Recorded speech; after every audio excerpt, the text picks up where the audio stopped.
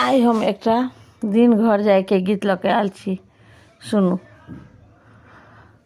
हजमा पाती लाख एलै बारी भागे स राजा जनक दरबार सन। हजमा पाती लाख एलै बारी भागे स राजा जनक दरबार सन।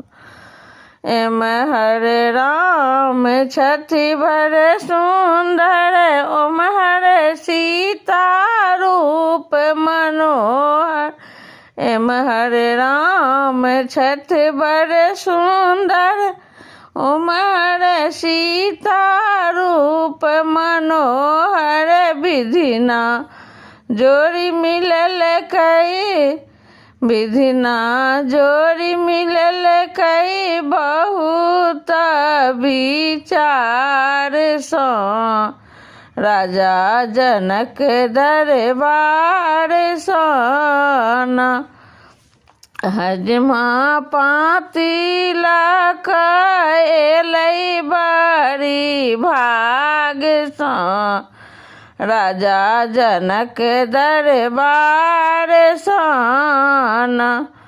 हिनकर नाम छियनि सिया सुकुमारी ओ तऽ छथिन जनक दुलारी। हुनक नाम छियनि सिया सुकुमारी ओ तऽ छथिन जनक दुलारी।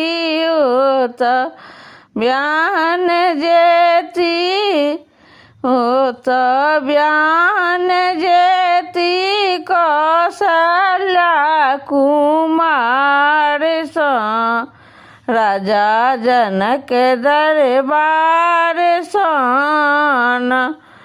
विधिना जोड़ी मिलल कई बहुत विचार सँ राजा जनक दरबार सन।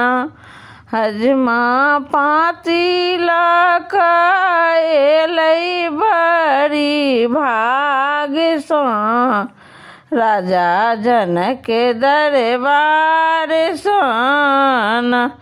प्रणाम।